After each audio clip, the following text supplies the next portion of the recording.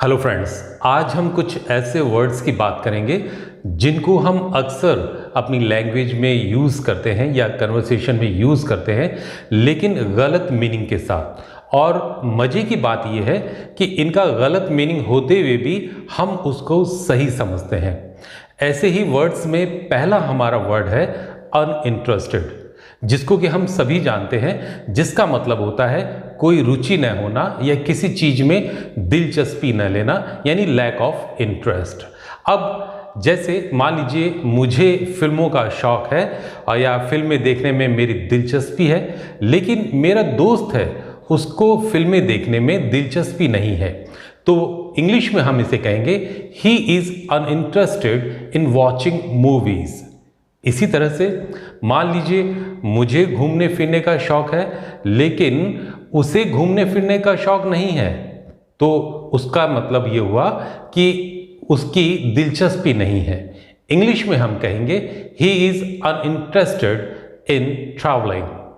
इसी तरह से दूसरा जो वर्ड है वो है डिसइंटरेस्टेड।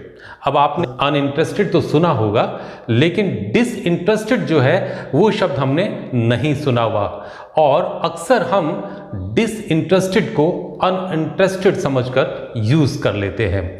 देखिए, जो डिसइंटरेस्टेड वर्ड है इसका मतलब होता है निष्पक्ष, मतलब पक्षपात न करना, या उर्दू में जिसको हम कहते हैं गैर जानिब। एग्जाम्पल से इसको समझने की कोशिश करते हैं। जैसे किसी फुटबॉल के मैच में जो रेफरी होता है उससे हमारी ये उम्मीद होती है कि वो डिसइंटरेस्टेड हो, निष्पक्ष हो, मतलब वो किसी तरह की पक्षपात जो है वो ना करे, किसी का फेवर ना करे, जो सही चीज है उसको कहे। तो हम इंग्लिश में कह सकते हैं अ रेफरी मस्ट बी डिसइंटरेस्टेड।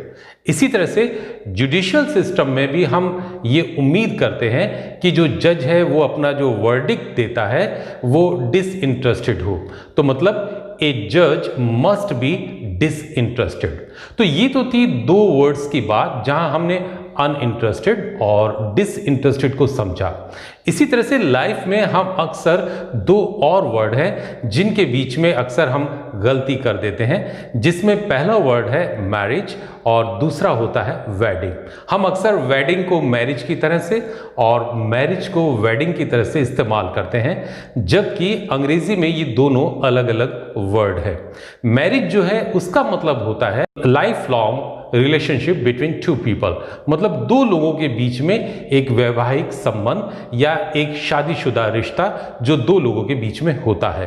जबकि वेडिंग जो है वो एक सेरेमनी होती है, एक फंक्शन होता है जिसके अंदर हमारे बहुत सारे रिश्तेदार होते हैं, खाना पीना होता है और बाकी जो रिचुअल्स हैं मैरिज से रिलेटेड वो सब होते हैं। तो दोनों में बेसिक डिफरेंस यही है कि मैरिज जो है वो दो लोगों के बीच में एक शादीशुदा रिश्ता होता है, जबकि वेडिंग जो है वो एक फंक्शन है जहां मैरिज टेक प्लेस। इसी तरह से हम किसी को हैप्पी मैरिज एनिवर्सरी कहते हैं, हैप्पी वेडिंग एनिवर्सरी नहीं कहते, क्योंकि हम किसी के शादीशुदा जीवन की शुभकामना जो है करते हैं। तो उम्मीद है आज के इस वीडियो में आपने इन वर्ड्स को अच्छे से समझा होगा। मैं मिलता हूं आपसे अगले वीडियो में, तब तक स्टे हैप्पी।